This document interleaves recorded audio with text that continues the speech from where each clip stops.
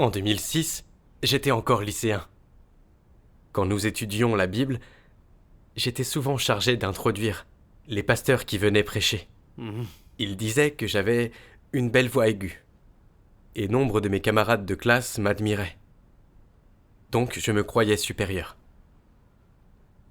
Au lycée, j'ai acquis des techniques de communication, afin de parler avec aisance aux gens. Je me sentais souvent supérieur aux autres et j'étais fier de mes compétences. J'ai prêché l'évangile quand j'ai commencé à croire en Dieu Tout-Puissant. J'ai d'abord prêché l'évangile à un frère du Honduras.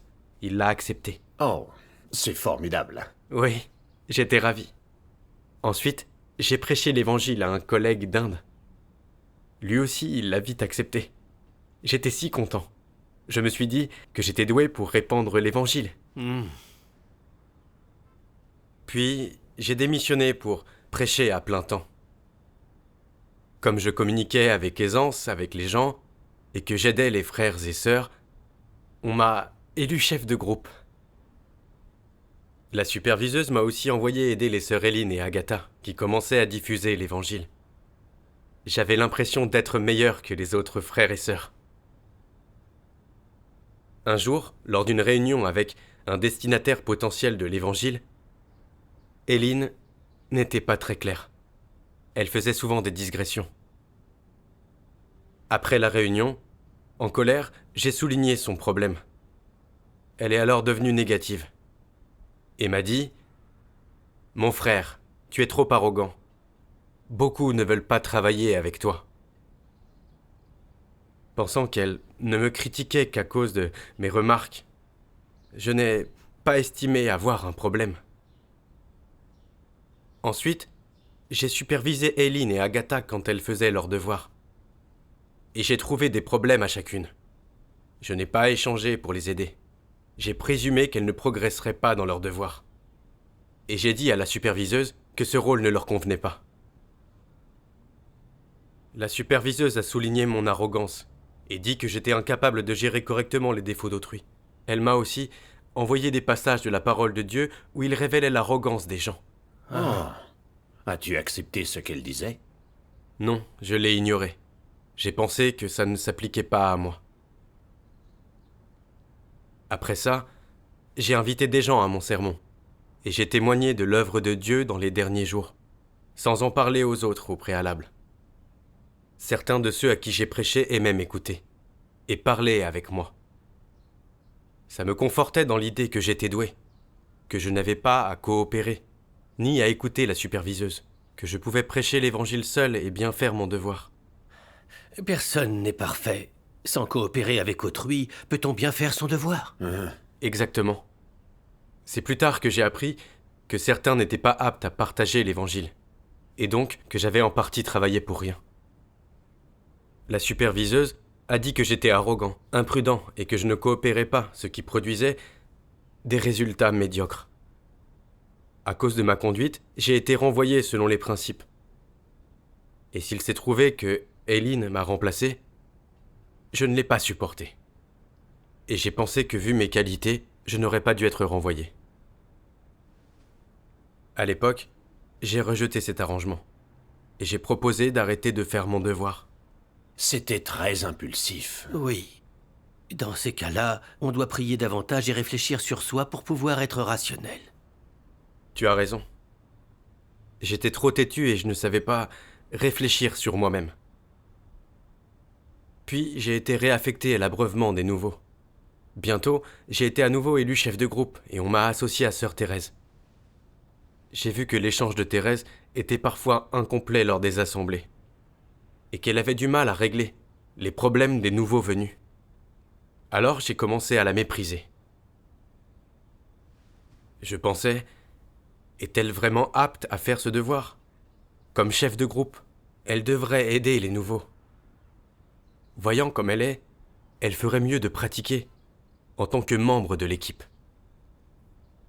Ce qui m'énervait encore plus, c'était qu'en cas de difficulté, c'était toujours autrui qu'elle sollicitait. Je me disais, je sais comment résoudre ces problèmes. Demande-t-elle aux autres plutôt qu'à moi, parce qu'elle ne me respecte pas?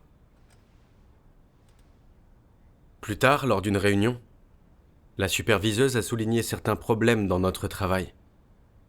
J'ai repensé au comportement de sœur Thérèse et j'ai exprimé mon insatisfaction.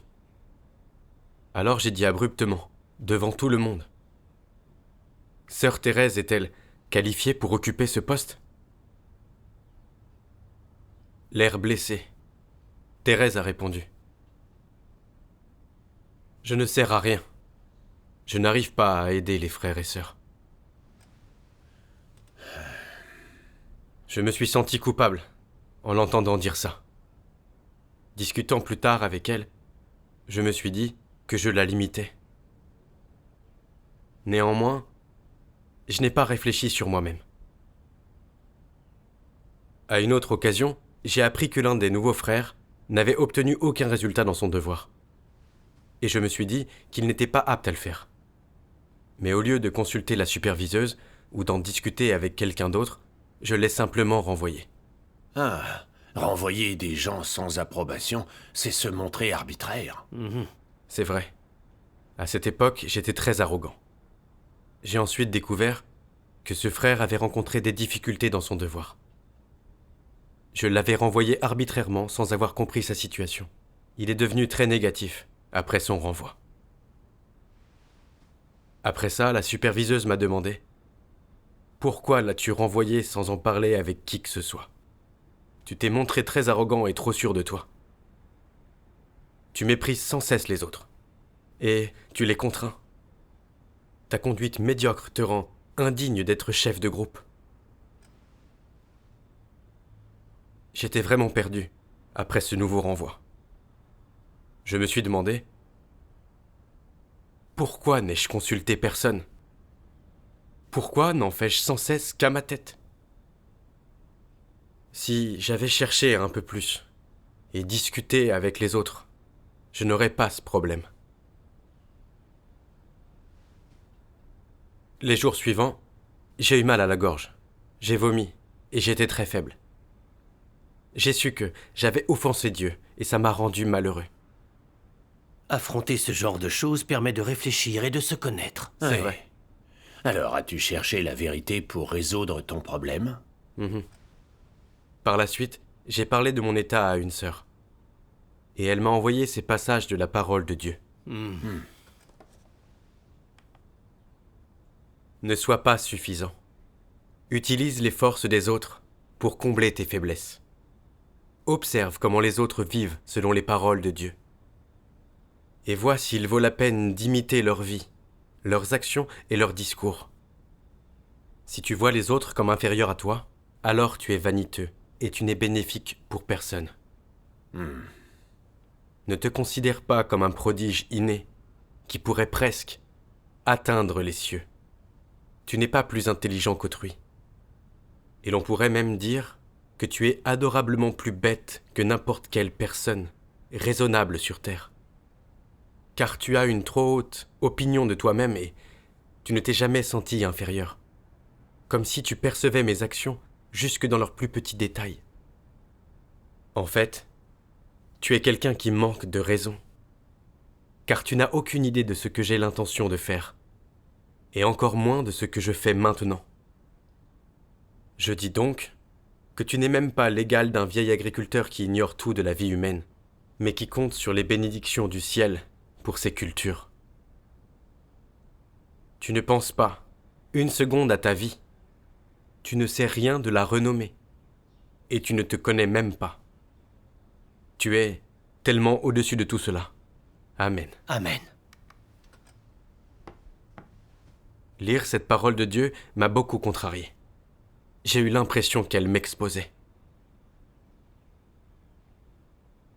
J'avais toujours pensé être plus doué, intelligent et talentueux que les autres. J'avais toujours eu un sentiment de supériorité. J'avais considéré les frères et sœurs comme insignifiants. J'avais vu qu'Eileen et Agatha avaient des défauts dans leurs échanges. Alors je les avais méprisés, je les avais évités, et je les avais même jugés inaptes au travail d'évangélisation.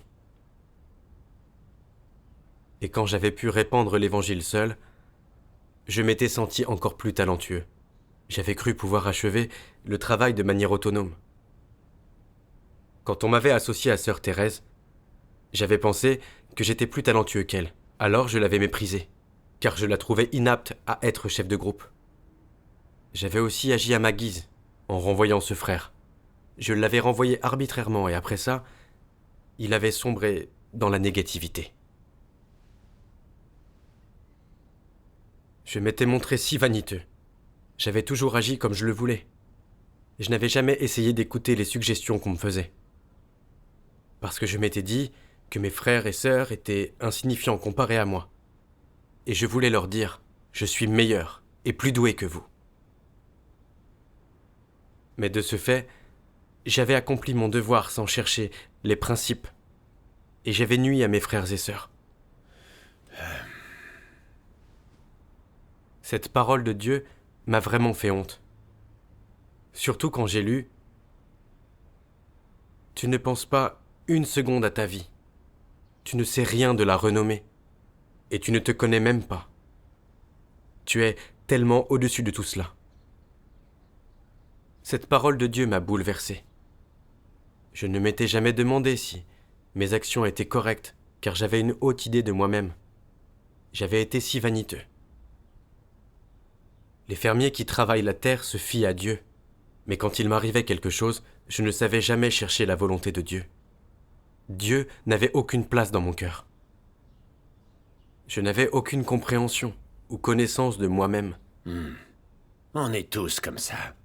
Au moindre succès, on devient arrogant, on fait tous des choses irrationnelles. Et sans la discipline de Dieu, on ne connaîtrait rien de soi-même. En effet. C'est vrai. J'étais arrogant auparavant. Mais après avoir été traité et avoir essuyé des échecs, j'ai vu à quel point j'étais laid intérieurement et j'ai changé. Par la suite, la sœur m'a envoyé ces paroles de Dieu, qui m'ont permis de mieux me connaître.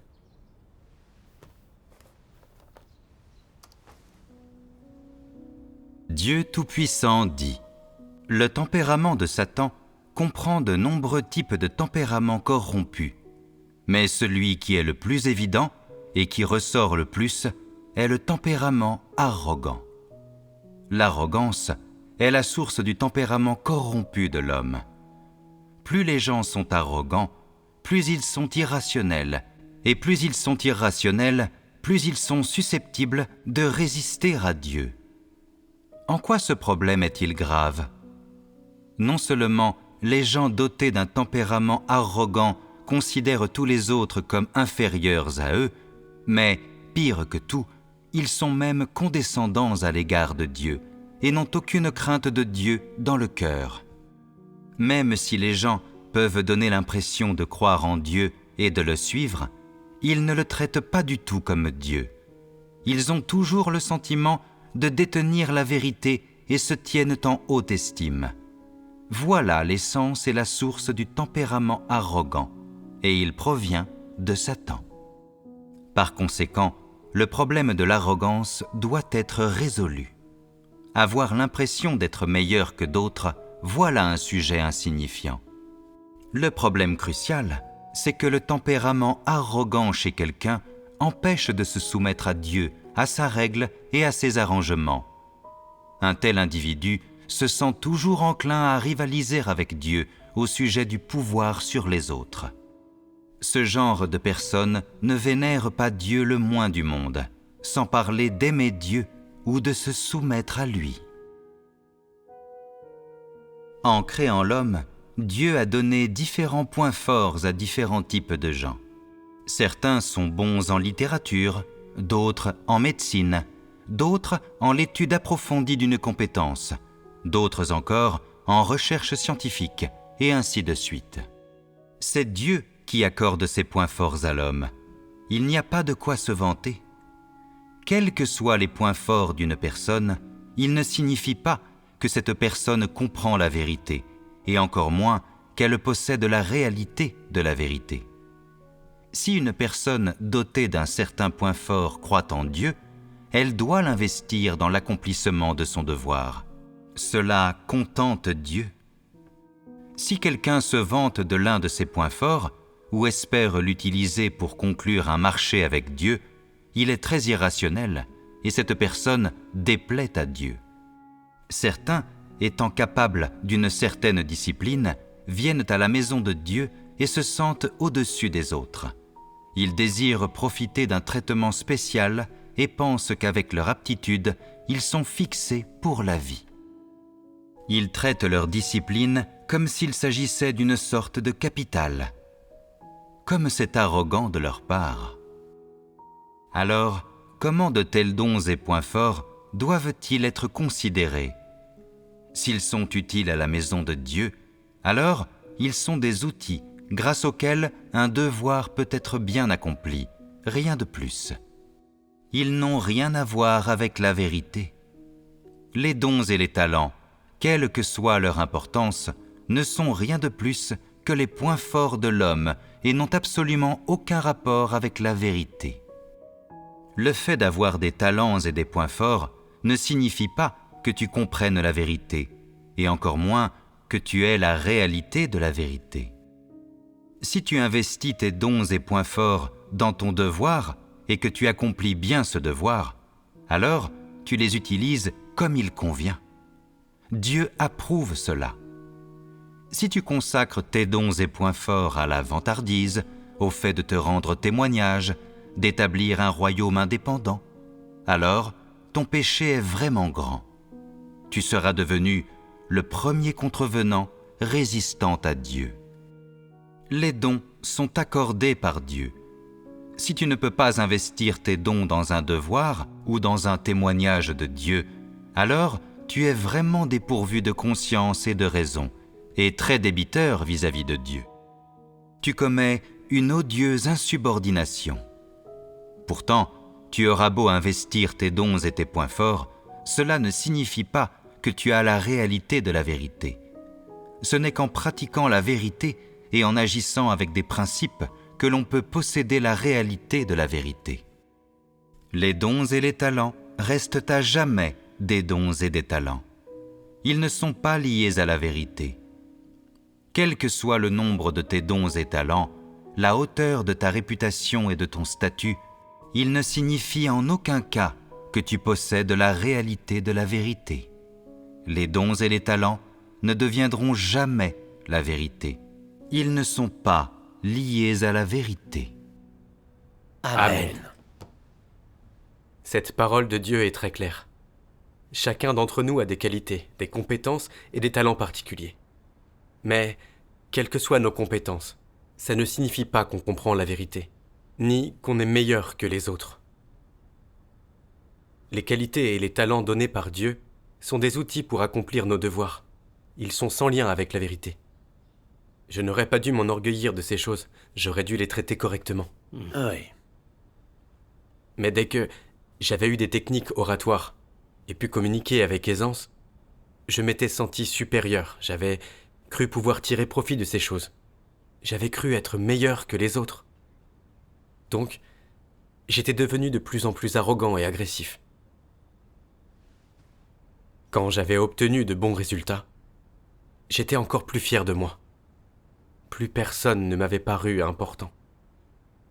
À tel point que je n'avais ni cherché les principes de la vérité, ni coopéré avec quiconque. Quand la superviseuse avait souligné ma nature arrogante, je l'avais ignorée. Et j'avais continué à croire que j'avais raison. Même après mon renvoi, je n'avais pas réfléchi sur moi-même. Et j'avais continué à penser que j'étais doué, talentueux, que je pouvais bien faire mon devoir. J'avais résisté à mon renvoi, j'avais de la rancœur. Je voulais même cesser de faire mon devoir. D'une part, mon arrogance m'avait empêché de me connaître mais aussi d'écouter les conseils qu'on me donnait. À mes yeux, j'étais sans égal, et dans mon cœur, j'étais sans Dieu. Mon arrogance était la raison de ma résistance envers Dieu, dans toutes les situations qu'il arrangeait pour moi. Mon cœur n'avait pas de place pour Dieu. Je ne lui obéissais pas et je ne le craignais pas. En apparence, je faisais mon devoir. Mais quand j'en avais besoin, je refusais de prier ou de chercher Dieu. Et dans mon devoir, je ne cherchais pas la vérité. je me fiais à mon arrogance et j'agissais sans raison et imprudemment. Ce qui avait pour effet d'entraver le travail de l'Église.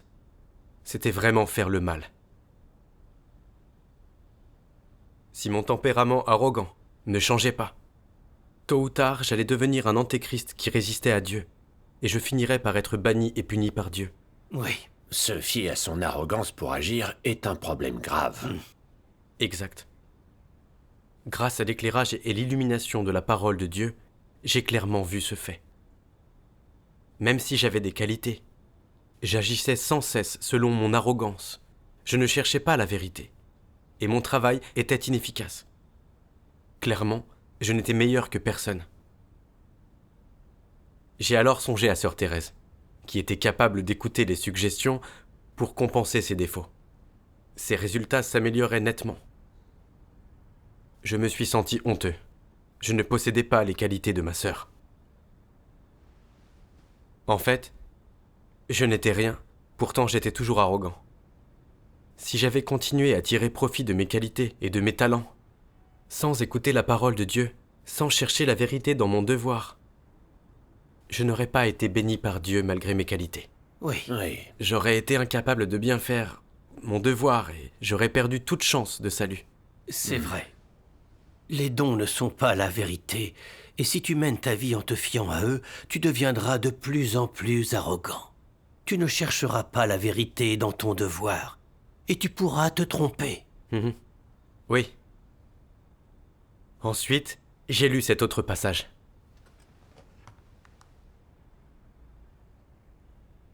Croyez-vous qu'il existe quelqu'un de parfait, aussi fort, capable ou talentueux que soient les êtres humains? Ils ne sont pas parfaits. Il faut l'admettre. C'est un fait.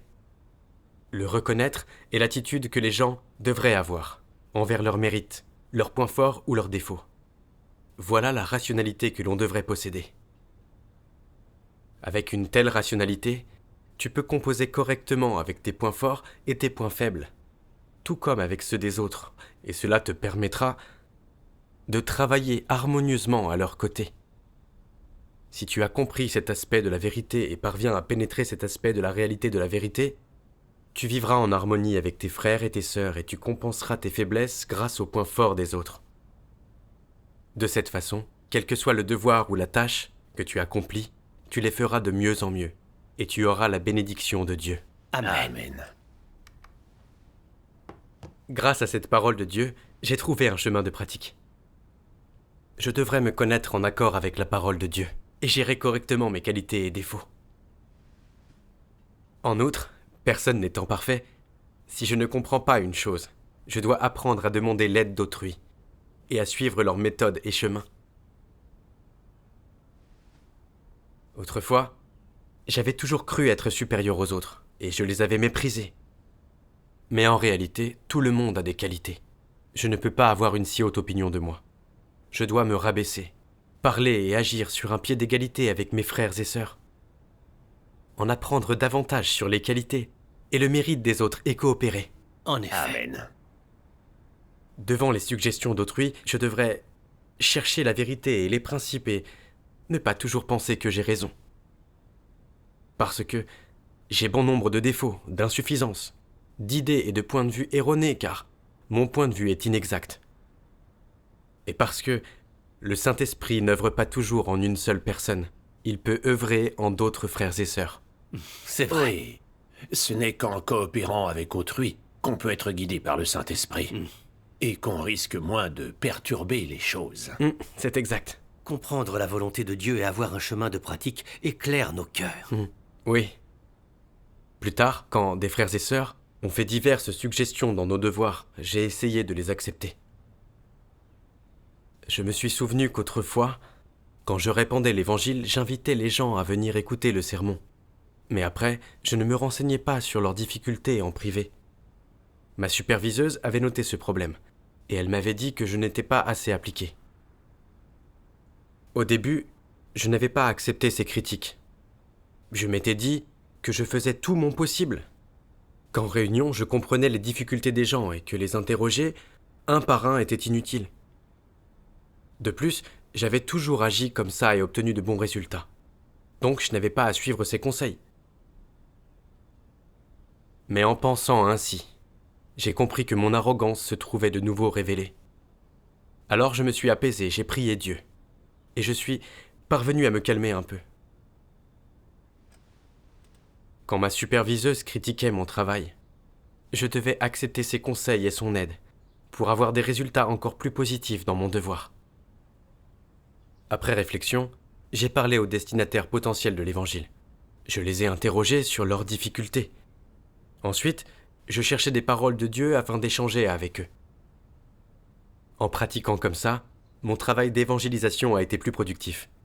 Et j'ai ressenti la joie qui vient quand on se met de côté et qu'on pratique la vérité. Ah, Dieu Dieu soit soit loué. loué. Maintenant, même quand des frères et sœurs font des petites suggestions, j'essaye toujours de les accepter. Chaque fois que je le fais, cela m'apporte une paix intérieure. Et cela m'aide à mieux faire mon devoir. Je suis si reconnaissant à Dieu. Dieu soit loué.